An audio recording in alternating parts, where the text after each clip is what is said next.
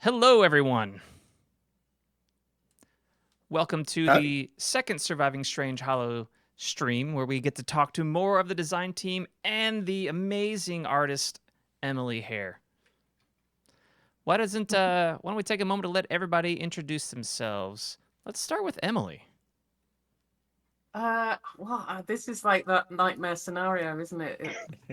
Introduce yourself and say something Put, about putting yourself. putting an introvert on the spot. Yeah. I paint silly creatures and I've loved fantasy and all that sort of thing since I was little. But I don't play D&D. That's the twist. Yet. Yeah. Right on. I mean, I don't know what else to say because I mean, I paint most days. Spend far too much time trying to do the admin side of things. Wish I could have someone to do that, but yeah. I To think that's me, the what state of you being an do is a artist these miracle. days. Yeah. Thank you. Well, it's it doesn't always work. I've thrown away a lot of paintings this week, which is annoying, but yeah. Well, thank you, Emily. But yeah, Welcome. that's it. Dan, let us know. Hi. Let anybody out there know a little bit about you who might be watching. Sure. I'm Dan Dillon. I'm a game designer on tabletop role-playing games, primarily Dungeons and Dragons. Work for all kinds of cool companies, most recently Wizards of the Coast, and now with these wonderful people. I can't wait to do some cool, weird stuff with Strangehollow. Awesome. Thank you so much. You bet. James, how about you? Hey, I'm James Hake. I'm also a tabletop game designer. I've worked with Darrington Press, Wizards of the Coast, Ghostfire Gaming, and a handful of other wonderful people as a freelance game designer. And I'm thrilled to be on Surviving Strangehollow to flex my fantasy fiction writing muscles, which is a special, special treat for me. Awesome. Thank you so much.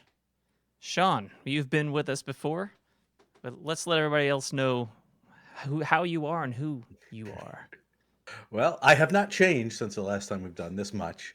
I am still Shawn Merwin. I am still a freelance tabletop role-playing game designer who has done work for Wizards of the Coast and Cobalt Press and Ghostfire Gaming and many other publishers over the last 25 years now on games ranging from 3rd edition to 5th edition D&D, as well as Star Trek Adventures, Fate games, Powered by the Apocalypse games, many more. So I am the lead designer on this game. So I will be taking the wonderful fiction that our fiction writers are making and build it into the world that our world builders will be making, and then finally passing that along to our rules designers who will make this world come alive through the power of dice. Fantastic. I think we all can't wait for that, so you guys can play this and just see exactly how fun it's going to be. And Mikey, let us all know who you are. Sure. Mikey Harlock. I'm with Accidental Cyclops Games. This project started about a year and a half or so ago. We kind of on a lark reached out to Emily, my business partner and partner in crime, Jason Ward, has backed several of Emily's books that she's done on her Kickstarter, and him and his daughter just kind of just enjoyed the watercolors and look at the pictures. And we just sort of, like I said, on a lark said, "Hey, what if we made a game out of this?" And she's like, "Sure." We're like, "Oh, cool." Now we need to go make this work. And so we were going to work with Emily for a little bit, and then we got Shawn on board, and it's been since then. Shawn's been great to work with, and introducing us to all these amazing writers to help bring Emily's art to as many people as we can, because we just love the art, and we think that D&D deserves Strangehollow. Awesome. Very exciting. Awesome. You guys have way better intros than me. I haven't got lists of things. Well, so it sounds like Shawn has kind of brought the whole team together. So Shawn, why don't you, if you're okay with this, please let's talk about just what it's taken so far to get to where we are right now, and where we're looking to go. What it's taken so far, from my point of view, is Emily's incredible art to start with, because so many times we creators are seeing things in our heads and we're thinking more in terms of rules than in terms of worlds. Uh, so to be able to start with the art and build toward a world and a game that really fully brings that to life is a great challenge.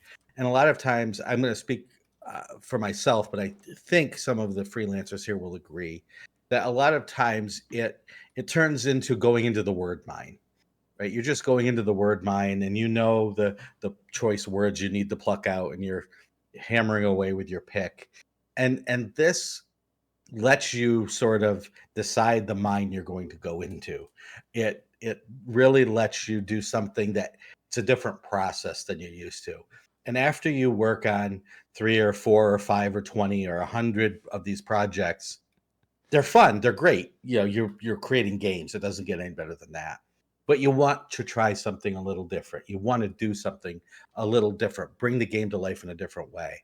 And that's what drew me to this. As soon as Mikey and Jason showed me Emily's art, sitting in a breakfast restaurant in Indianapolis, Indiana, I said, yes, I want to do that. Let's do this. And let's do it this way. And we talked about, you know, the process.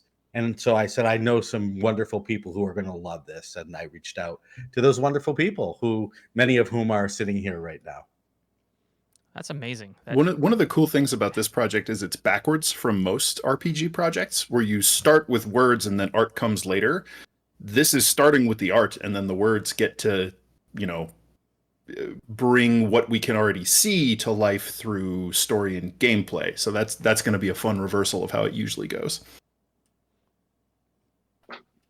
Do you find it easier if you haven't got the pictures there? I mean, you know, it's a different process, I suppose. But would you? Does it fire off different things from? It's different. I wouldn't say it's easier. One of the big things about doing it the other way is making sure the art fits what you've already created, and then going back and making sure that you change the words to fit whatever manifests in the art, because they're not always the same, and you want to make sure that there's no disconnect between the story and the mechanics that you write and the picture that you show, because that'll throw people off every time if it is, you know, if there's something obviously different or wrong between those two things. So starting with the art, you don't have to worry about that because you write to the spec that's there. It's also interesting having that seed of inspiration there first, where a lot of times it's just from words or ideas. But if you have this form that you can start with, that gives you sort of a different angle of inspiration. So that's a lot of fun. I've kind of talked about that from a top-down design perspective, like rather than like, oh, we want to have X, you know, we want to have these mechanics, and then how do we make rules, and then what kind of stories we want to tell, and then what kind of art do we need? It's like you said, it's going the other way. Sorry, I cut you off, James. It's okay. When I acted in school, the moment that the sets and the costumes arrived felt like fresh life had been breathed into the performance. It had just been, you know, rehearsal in plain clothes up until that point.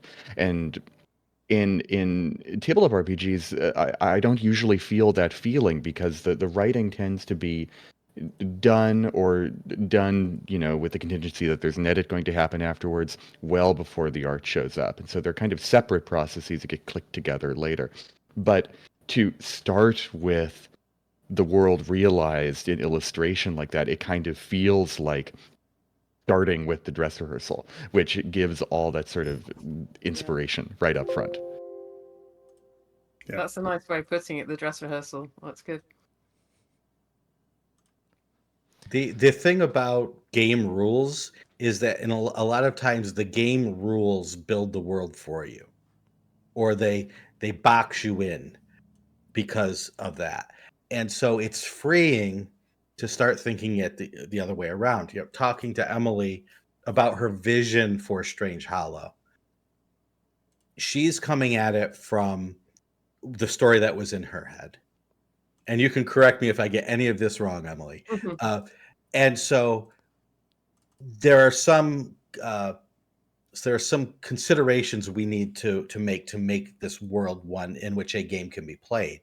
But we also we don't want to just recreate another Forgotten Realms or another Feywild adventure, anything that's already been done. We want this to lean as hard as possible into Emily's vision because she isn't a role-playing game player. And we want to capture as much of that as possible with only making the slightest tweaks in order to make it a world in which a game can be layered on. And so part of that fun then is going from Emily's vision, Emily's art, to the fiction writers who we've brought in. James being one, Ed Greenwood, and many who we talked to in the last stream, to instruct them to just tell a great story, because there are so many role-playing game players out there who like the mechanics, but they just want a great story. And of the great stories that we've seen over time, there are common elements, and we wanted our writers to write wildly different stories and then distill those common elements down, those things that make stories wonderful and scary and tense and fun. And then if that's not something that's already in 5e, we're going to put that in 5e. And if it's something that 5e is going to fight against, we're going to find a way to smooth those edges and fit 5e so it does tell those stories. That's awesome. So, well, speaking of story, Emily, how did this all start for you? It was pretty abstract in the beginning. I mean, I didn't. Before I did Strangehollow, I was doing a lot of illustration gigs for people, usually small publishers and sort of first-time publishers doing book covers and things. But my feedback I always got from my looking at my portfolio was it's not cohesive enough. There's too many styles, all that sort of thing. And so I thought, well, I need to try and be consistent. I didn't see it being as inconsistent as other people saw it, but so one day I decided, okay, I'm gonna pick a medium. I wanted to leave digital painting because I'd been doing that for a while, but when I first started painting, it was all traditional, and went back to traditional. I thought I'll try watercolors again, and I'm going to, in order to try and be consistent on one thing and one theme, I'm going to basically paint the inhabitants of this enchanted forest. So that's all it was. It was like, right, I'm just going to paint creatures and sometimes beings that exist in this massive enchanted forest. And that, for the first book, I didn't really, there certainly wasn't a map at all. It was very much like one creature after another, and then one creature would be related to the other, and it might eat the other creature, or interact in some way. So I wanted them to be that it's very much like a nature documentary in a way. You've got lots of certainly in the second book there were lots of rules that came in, like I don't like the whole anthropomorphizing of creatures, even if they're sort of humanoid. It's like they're still sort of animals, so I want them to be running around naked. I mean, not naked because animals aren't naked, but you know what I mean. They're not all wearing hats and carrying weapons and things like that. They are all dangerous wild animals, and so that really kind of started happening in the second book, and that's when I had to make a map, because otherwise I couldn't figure out what I'd put where. And then the last book was the Seas of Strangehollow. So it kind of kept creeping. It started off as a forest, and then look, there's a coastline, sea monsters, and it kind of just evolved from the first one. So yeah, it was very abstract to start with in order to get me to be focused, and it worked, because I ended up with a consistent style in the end. Really cool. So we do have a question from one of the people in the chat. Michael J. Pastor said, are some of the stories cliffhanger endings that the characters can finish as they play through the game? There might be one or two that are, but for the most part, these stories are going to be more about the themes So it will connect to the rules. We will take any cool things that we find in the story, things that are happening to the characters, things that the creatures of Strangehollow can do, and we're going to port those into the stat blocks, the rules, and so on. So there probably won't be a cliffhanger, but there will be story threads that can follow up on, and there will be lots of mysteries that happen to the characters that you will then be able to investigate on your own. What is this strange ruin that this one character has passed by or has started to explore? Yes, your characters will then be able to go in and explore that. They can make it that far. Yeah. Beware of Yeah. the Temple of Un. Yes. I was going to say that's the thing that's most exciting to me is finding like locations or environments that from the stories that we can then blow out into adventure locations. Nice. So it's definitely a survival sort of RPG in ways. Yeah. Surviving And Strangehollow, right? Mhm. Sure, it's not just a clever name. And one of the fun things that we're, kind of what our initial conversation with Shawn, kind of a thread is that's going through it is like we have these stories coming from James and Erin and Elisa and all that sort of stuff, and which are super cool. And then Shawn's kind of the editor of that world, so he's like, there might be notes off to the side, like what's this, or like this. Oh, look over here because this is a common thread, and so like there'll be kind of hints to players and game masters of like here's how you might use this information and what other places you might want to look at or things you can do with this information to make your game, to have that journey of your character in the game. Nice. That's a great idea. Well, thank you. Well, there's It was Shawn's. yeah. One of the big themes that we've been seeing is in the stories is transformation, is the changing of characters. James was the first writer to hand in a significant amount of work, and I immediately saw this. And then as I got other work coming in, I saw everyone handled it in a different way, but there was that constant theme of not just sort of spiritual and mental change, but actual physical change. So right then I knew that this has to be a part of the story. And so that's going to be something that the players and their characters will have to deal with, learn from, enjoy, I hope, at a story level, and even at a mechanical level. I mean, I I think think that transformation is just a core part of the fantasy genre. I don't know what it is about the human experience that makes us want to be something other than what we are, but I can't imagine a mythic or no, I think mythic is the right word, actually, whether it's Greek or Roman or Norse or Britain or any kind of mythology. There's all sorts of stories about people transforming into animals or into other forms in general. And from a, from a more like literary point of view, and I'll sound pretentious, but whatever. It's like, the forest itself so frequently becomes a metaphor for our own, the dark forest of our own mind, and delving into that really prompts these internal changes.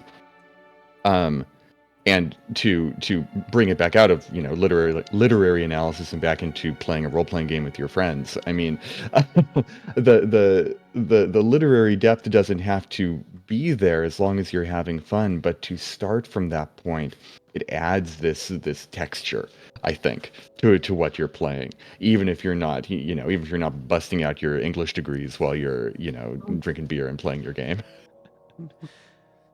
well, you literally that's exactly the essence of the experience I've had as someone who enjoys playing games is the transformation of a character happens no matter what.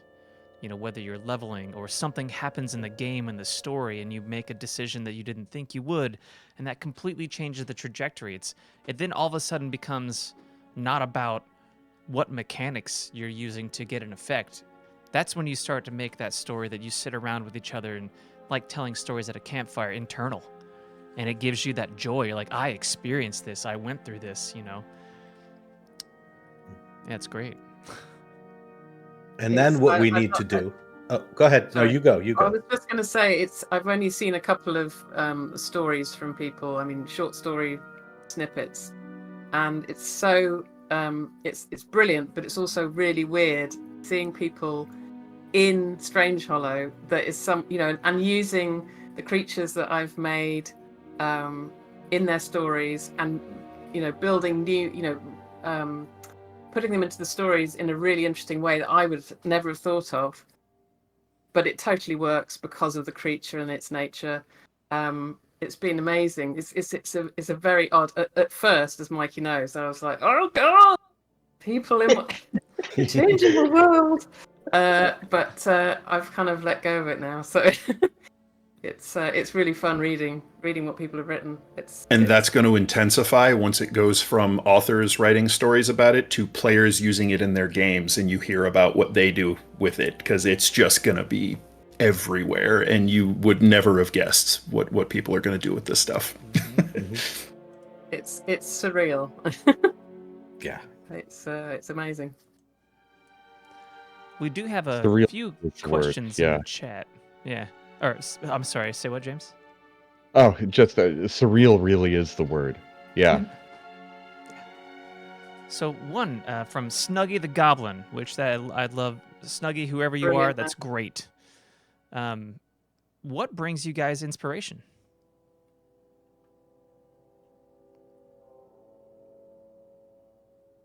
Who wants to go first? Shall I go first? Sure, please. yeah. Yeah, I mean, please. like there's quite a lot of stuff, but from childhood, it's like fairy tales, obviously, and a lot of those fairy tale books with amazing illustrations, and I was sort of quite obsessed with those. But then, as I got older, would watch fantasy films like Labyrinth. I watched that hundreds of times. It came out when I was 11. So made a big impact. All that, I mean, that whole dark but also a bit cute but scary thing is definitely where I like that place. Ray Harryhausen scared the crap out of me. You know, all those monsters in his movies, but I still loved watching them. So all that stuff. There's something about making something or creating something that doesn't exist. And making a little story, you know, as soon as you give it a name, it's suddenly real. It you know, I might paint a picture of something, but until I've named it, it's somehow not. It suddenly changes it again, like transformation. Again, giving it a name changes it a lot.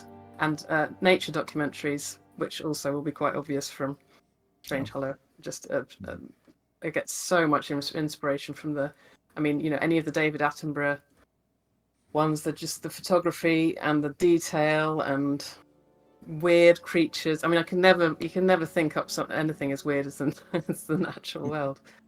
But yeah, that's my inspiration, pretty much. When I was a little kid, there was an illustrated book of Greek myths that I would check out from the library as frequently as possible in second grade. Dolaires. Was it Dolaires? Yep, same. Yeah. Yes. Amazing. And, there you go. seeing Emily's art for the first time, you know, the style is different, but it's close enough that my mind immediately snapped to it. And I'm like, okay, this makes me think of a particular type of, you know, mythic story. And so between that and because again, Emily is an English artist, I went to Arthurian myth as well. So I just read a lot of, you know, culturally foundational mythology. Someone's asking in chat for the name of the book. I'll type it in. But yeah, it's mythology all the way down. Mythology, not so much fairy tale, that conjures a different image in my mind, but, you know, the foundational fantasy. Folklore. Mm-hmm. Yeah.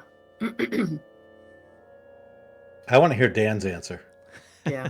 Yeah, I mean, just for what inspires me for making game stuff, we kind of touched on it here with everything. For me, it's a lot of different stories in media, right? And that could be anything, so it's kind of a cop-out answer. But I was just talking to a friend of mine earlier today about another project I'm working on where I recognize some inspirations that the creators of the project had, and I'm like, oh, y'all are players of this video game that I recognize some connective tissue here in this concept art that you have, and talking about how that's such a fertile place for me to get inspiration, where I've made a subclass based on this character from a video game, just to kind of evoke some of that same feel of playing this particular thing in this particular way. So video games, movies, novels, stories, other genres, I find things that just latch onto my sense of what's cool and fun in one genre, and I'm like, okay, my brain just immediately starts about thinking about how to do that or something like it in D&D is the easiest place I go. And so I pull from everything all the time. When I'm making monsters, I think of what would it look like to fight this thing? What would the movie scene look like? What would be the rising tension moment as this thing jumps on the heroes? And then I try and translate that into what is its cool action that it can do. That's a big one for me. To go back to James talking about the English major literary thing, I've just always loved stories, and I've always, from the moment I can remember, I just love people telling stories. And whether you're writing the great novel or you're just a guy at the end of the bar relating what happened in your run-in with the police officer that evening, right? There's something familiar, there's something rhythmic about all stories. And all good stories have the same sort of thing, right? There's that rising action, and there's the sense of the unknown, and then there's the twist, and then there's the denouement, but it doesn't quite get there because then there's another twist. And those things I've always loved and always wanted to study. And then as I started getting the role-playing games, I realized all of those things that I loved about stories, they are there. They are present in role-playing games. And we just have to find a way to get the players and the game master all on the same page and moving in the same direction. And when you are doing that with a group, I don't care what game it is. It could be Fiasco. It could be, right, the simplest pass the stick role-playing game where, okay, you talk, now I finish your sentence. No matter what, if you get the right rules in the right group, you are going to have an amazing time telling the most astounding stories that you never thought would be possible. And so when I dive into role-playing games, that's what I'm looking for. I'm looking for the magic of those stories melding with the rules that tell those stories, and just getting everyone together. And there's nothing quite like sitting down with a group of friends or a group of strangers. I was at a convention this weekend and I ran 4 different games, and they were all different, but they all captured that magic at some point where people were like, I'm going to jump in there because I have the perfect thing to add to this story right here. And sure enough, they did. And it was great. It That's sounds awesome. a bit I like love that game. Do you remember the game? You have a piece of paper and someone writes the first line of the story, Oh Mhm. yeah. and then you fold it up, and the Right. next person writes the next line. I mean, obviously they know what's just happened, so it's not quite like this. Like reverse that, but Mhm. Yeah. each person bringing their own little bit. Right. That game always reminds me of an exquisite corpse. Mhm. The art in art and sometimes in music, there's a trick that we play when we're doing it. Like you paint a line or draw a line, same thing. Give it to somebody else, and then what is created at the end is something completely unintended, but also beautiful at the same time. So that's what I think. I think role-playing games are just like exquisite corpses. That's what I've liked them for. That's the term for it. It's whatever. So we have another question by Michael J. Pastor, and he wants to know what Emily thought of the map when you saw it. The map. Mm-hmm. Yeah. Well, I did do. I mean, I didn't draw that map, but I did a rough. So I mean, I knew. I gave Arthur the really bad scribble that I did of where everything was. Relatable. But yeah, it was really really exciting to see the map, because it's suddenly like, oh, there's someone. This is it's really exciting seeing someone else. It makes it a lot more real. Like it's like, Yeah. oh, this there's actually because like, oh, we kind of know what's going on. It's like, oh no, now there's places and now there's a map, so now we know where stuff is. Yeah. We And can, then, you know, Mikey, we added, didn't we, in some of our chats, I think, with you, Jason, and Shawn, we added other things into the map which weren't there. Like there's a little area on the south coast that wasn't there before, and which is kind of fun. Just things appearing that weren't there when I made the books. So yeah, all the stuff that I had to go, right, okay, we'll just do it. Fine, And that's one of the there's things people. that's one of the things that'll happen a lot when you take something that wasn't intended for role-playing game use and then you start to translate it into it. You start seeing all of this empty space where things that game players are going to go and live in these spaces, and so there needs to be something there for them. Yeah. And so that's always fun to find those spaces and to get to fill them in. So Yeah. another thing I'm looking forward to here. It has to be on the edge, though. That was I was like, okay, we can have little groups of people, but they can't be in it because it's too dangerous. Only the special magic people live in there. Cool. And there's only there's a couple. We don't know what they are really, but we'll figure that out at some point. We'll figure that out, or kind of leave it to the DMs to decide what those things are. I think that's one of the things is, you know, kind of giving, you know, in the book, like giving some, like, here are some things that could be happening. Like what is Strangehollow? Like, you know, it's just kind of like setting at thing where it's just kind of this place where it can go into any existing homebrew campaigns. Maybe it's another plane that's kind of passing through the material plane and does stuff as it does that, you know, kind of a thing. And as a game master, you can decide how you want to utilize the stuff that's in here, whether it's, I'm going to pick a couple creatures or pick a couple subclasses. They're like, oh, they discovered this island. Go, you know? Yeah, one of the important things, as Dan said, is we as designers love that empty map because we get to fill it. But the game masters, the DMs, they're designers too. So we want to leave them empty spaces to fill in, whether it's at the edge where they can put a settlement or in the center where some mysterious thing that they build is going to be for their games. So that's very important to leave that space for the game masters and the players. So we have a question from Bryan CP Steele. I think it's a very important question that we all need to answer. Who is your favorite Bryan on this project and why? I mean, Bryan CP Steele is definitely my favorite Bryan on this project as of right now. But if we had more Bryans, I mean, how could you pick a different one? Come on. Yeah, I think the jury It's kind rules of like, in favor of Bryan CP Steele. Yes. Is it kind of how, with like, a Y. Oh, there you go. Yeah. How my mother-in-law says I'm her favorite son-in-law. I'm also her least favorite son-in-law at the exact same time. Yep. I want to, for a moment, I want to go back to the topic of campaign settings, because and like the space in them and stuff like that, and most of all, GMs getting involved in storytelling with them, because we, the game designers here, you know, behind the book, are really collaborators with the GMs who are game designers on the other side of the book, and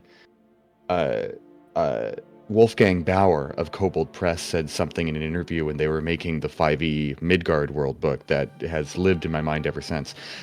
What he described it as is setting up barrels of gunpowder all over the place. Yeah. It's such a perfect metaphor because we're here to give you fertile ground to create stories out of, but the one thing we can't do is tell the story directly. Now, you know, writing some fiction, stuff like that, we can tell a story, but it's not the story you're going to tell. And that's how I see the fiction work that I'm doing here too, is that it is priming you with ways to envision this world, just like what Emily's art is doing for me, is it's priming us all with ways to imagine this world and to create and to take inspiration and create ourselves in it. It's beautiful. So we have another question from, I believe, Snuggy the Goblin again. That's a good name. I love it. Snuggy, you're our favorite goblin now. At least mine. I won't speak for everybody else. You're my favorite goblin now. But Snuggy's wondering, what's it like to work with Ed Greenwood? He's just the nicest human. He's just Yeah. he's just very, very generous with his time, and just writing out an email and being in a call with that is just weird for me. That's been playing D&D for more than half my life, Jesus, for a long time, and just like he's just such a cool dude. Like, I don't know, like, I'll let somebody else talk. I don't like to throw around terms like genius, but Ed is a creative genius. There's no way to deny that. The amount of content that he's created and the care with which he has created it, you have to know so much about so much in order to do that in a way that's realistic. And just for the realms, right? The amount of stuff he's created is insane. And then he's created other things, and he's answers people's questions on his Patreon. And so, in addition to being a wonderful human being, he is a creative powerhouse. And when I was talking with him about the kind of story he wanted to tell, and I thought that would work for the book, we were like going back and forth about these pretty obscure literary things. And I have a master's in English. So I'm like, I studied this. I don't know if Ed did, but Ed was not only keeping up with me, he was way past me, right? he was just so smart, so keen, so insightful that I can't really go any deeper than the praise I just heaped upon him there. That's awesome. Yeah. Well, I have a question for you guys. What's been some of the challenges you've faced in putting this project together? And Shawn, you might be a little familiar with this question. I asked it last time too, but we have a slightly different group of people. But I'm still curious to see if those challenges have changed a little bit. So, but I'm curious from each of you. Yeah. I have a somewhat unusual challenge, and it's that the bulk of my writing is going to happen in the next week or so, and it's going to happen with pen on paper. I have not written pen on paper as opposed to keyboard on computer in a very long time. But I'm about to go on a very long airplane flight because I'm taking a vacation, and I don't want to bring my computer with me. So, it changes the way you write. I've done a little bit of it lately just to so I'm not going in totally dry. But when I'm working on a computer, I get what I like to call editor disease, because I cannot rest until I have tinkered with every sentence as I write it. And so it slows me to a crawl, but it means that I have this ability to make a competent final draft on the first go, which is sometimes useful when you're racing against a deadline. But when writing fiction, I feel like the kind of revision I want to do is transformational revision, right? Where, the first thing I write probably won't look very much like the thing I ultimately turn in. And I'm hoping that making it so I can't simply backspace away, I'll have to, just keep on going from where I go. We'll make it more likely that I do something like that. So it's a bit of a challenge, but it's in my mind it's a bit of a boon as well. Good challenge. Anyone else? For me, it's been letting go. Oh yeah. I mean, but that feels like a long time ago now, because Mikey and Jason got in touch with me. It's over 18 months ago. It must be now. Sounds about right. Something like that. Yeah, just not trying to trying not to micromanage, or there are a few things I'm like, this has got to be like this, but now I'm just like, go for it, just have fun. Because I know if I'm given a brief about anything, the more detail there is, the more difficult it is going to be for me to paint something that I'm going to enjoy and that's going to be what I think is good. But if I get like 2 words or even 1 word, that can be, you know, much more inspiring. So if I'm always going, oh, can you change this bit? Can you change that bit? Then it would get a bit annoying for you guys. So yeah, thankfully that's all behind. So yeah, it's not a challenge anymore for me. My challenges are mostly yet to come, so I'm looking forward to seeing what curveballs I get thrown and dealing with them. I will be delivering to Dan so many challenges Fantastic. that there Brilliant. will be a picture with dart holes in it in Dan's house. I'll change my answer from last time. The challenge for me is going to be, as we talked about before, the difference in the way this is working. What I want to do and have hoped to do is to free up our writers, the fiction writers, to not worry about a game. They can add things, notes to say, hey, this might be a cool feature of this monster, or this might be a neat background or a subclass or a feat or something. But I just want to free them up to tell a fun, engaging story that they want to tell. I want the onus of turning this into a game and making it work all together as a setting on me. I want to do that work, let them do their thing, and then if they want to walk away, they can walk away. And if they want to build the world and build rules, they're welcome to do that as well. But that's going to be my challenge, is being that editor, both in terms of an actual editor that reads through and makes edits, but also the editor that's a character in the book who is taking this found work and making notes about it and making connections with it and telling my own story through the work of others. That's going to be the first challenge. And the second challenge is working with Mikey and Jason and Dan, is to then say, okay, now we need to make a game. Let's put on our helmets because we're going in hot.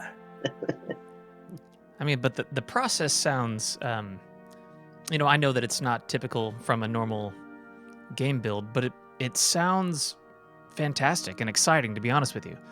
As someone who enjoys playing games, writes myself as well, coming from the material, art, and literature, and taking it to make a game out of it just sounds almost like the right way to do it to me. I'm hoping. That's why I took the project on. Didn't Ed say in the last chat you guys did, he said that it used to be, when he first started, it used to be art first back then, all the time. And they were like given a picture and like, hey, make some, write something about it. So it's kind of nice that it's the old-fashioned way. Yeah. There have been projects that I have worked with art first, but in very small doses. For the Monster Grimoire that we made for Ghostfire Gaming, we did have a repository of maybe 10 to 20 monsters that we didn't know what to do with. So here, give that to the writers, go. But that was a book of 300 monsters, and only 20 did we have art with first. Wow. So it is definitely a much different process. And I mean, Dan can probably speak to this better, having worked down in the bowels of the Wizards of the Coast offices where these books are made, and it's a very, very rare that you would start with a piece of art. Yeah, words tend to come quite a bit before art. The exception to that sometimes is concept art. You might have a slate of concept art before you get into the nuts and bolts of making the words, but that's not guaranteed for any given project. So yeah, it's almost always words first, then the bulk of the art. Yeah.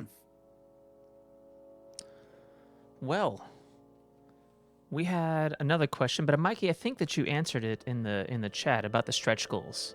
It's like, will there be more stretch goals if we hit 90K before this ends? Yeah, so we have a lot of fun stretch goals planned, whether it's through subclasses or other stuff. I know we sent out a survey to some to our backers about what sort of other add-ons they would like. One thing that we really want to do and kind of made a lot of sense for this world is like STL files for minis, but because like all these creatures are pretty unique, and so having kind of these unique minis would be really cool. From like, and that comes more from a business perspective, like, are we going to have enough people where it's cost effective to get this sort of stuff? And I think what we want to do is basically commission people to do STL files, work with a vendor that can produce those STL files well, and like work with like, does this look good? Like get proofs. Yep, this looks good. It's in good shape. It's put together well. It holds up. It doesn't fall apart. And find a vendor that we say, hey, you can purchase our STL pack or something, or one or two STL, whatever it is, and then we recommend you go with this vendor if you want to print these minis. And then like you can print more. Like that's cool with you, and that's kind of the process we want to go down. But that's one of the cooler ones that we got to the STL game a little bit late in our project and weren't comfortable like that we could do it well.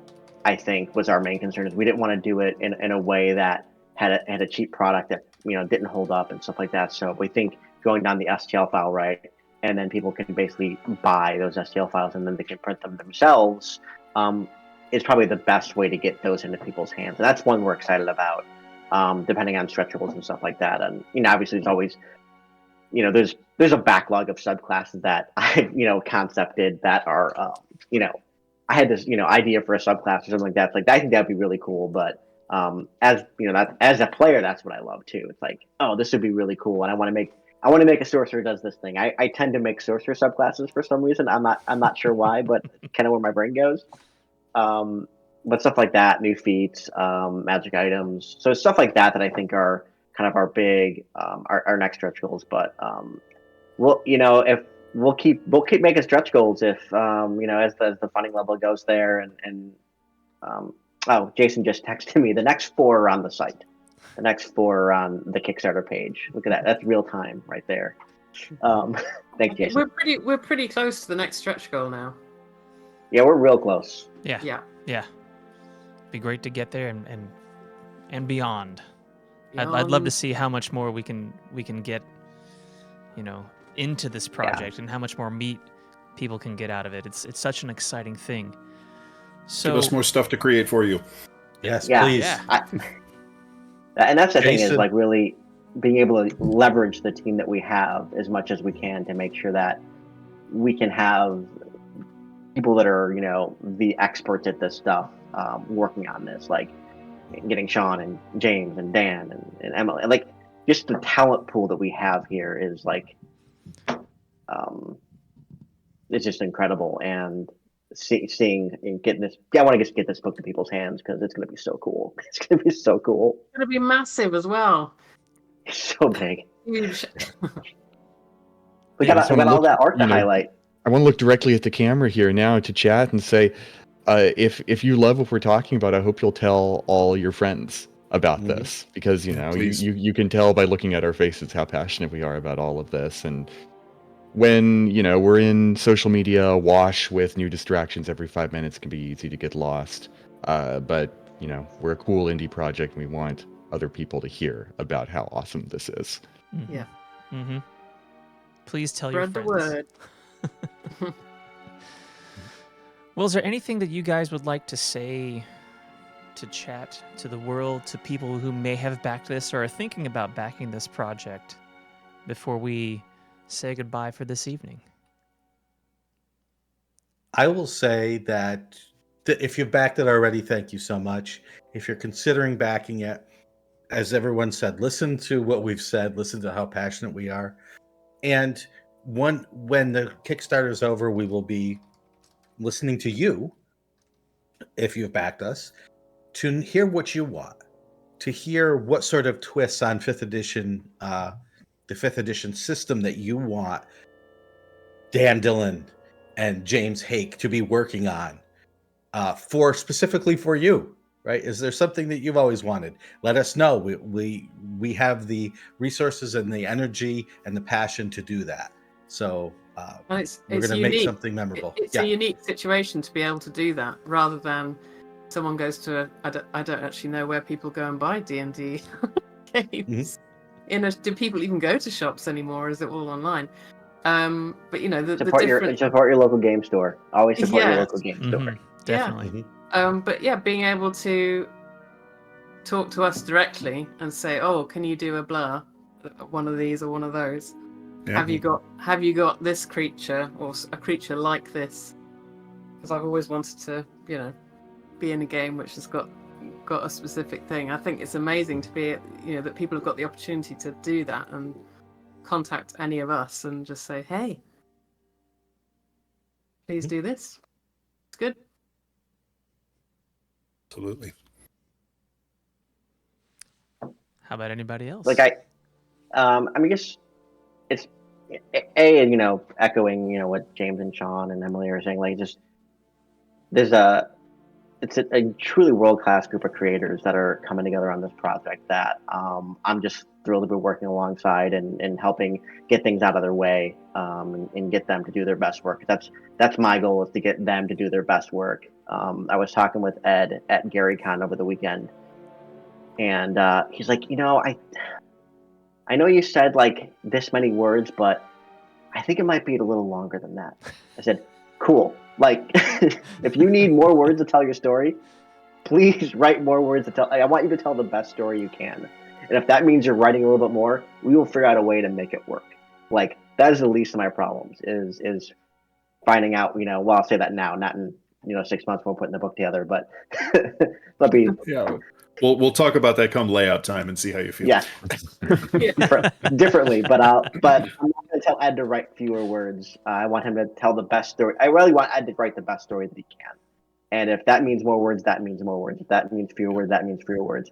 But I want him to tell the best story that he can for, you know, for this book and for this audience.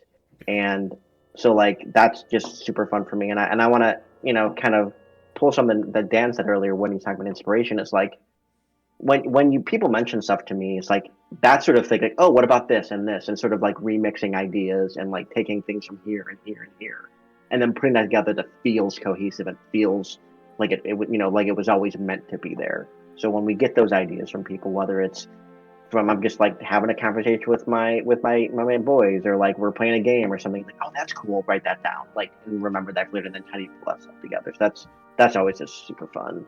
And yeah, it's going to be an amazing book. So,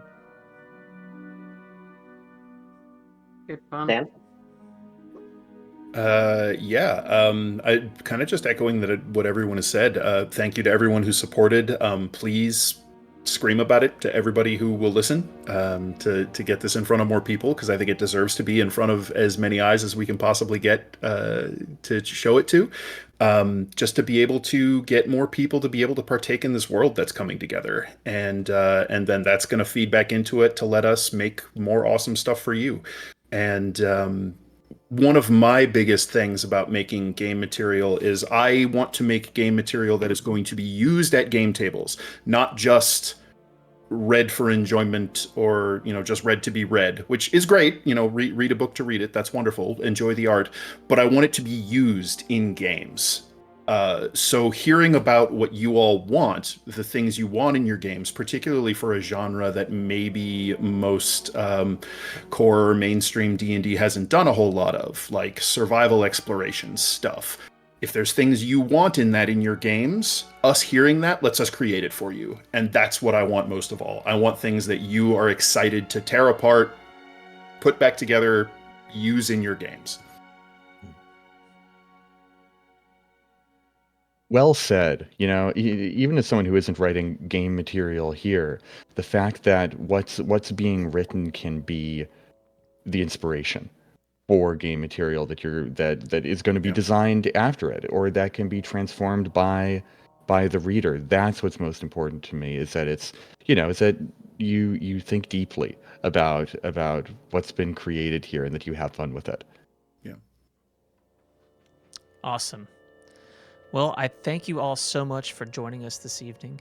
Thank you for chat for being here. If we didn't get to all of your questions, I apologize, but feel free to send them to info@accidentalcyclops.com, and specifically you, Snuggie. Fan art, send it there. please, all of you have a great evening. Thank you to our guests, and we hope you guys. Well, we'll see you soon. Take care. Yeah. Thanks so much, Bye, everybody. everybody. Thanks. Bye. I Bye bye.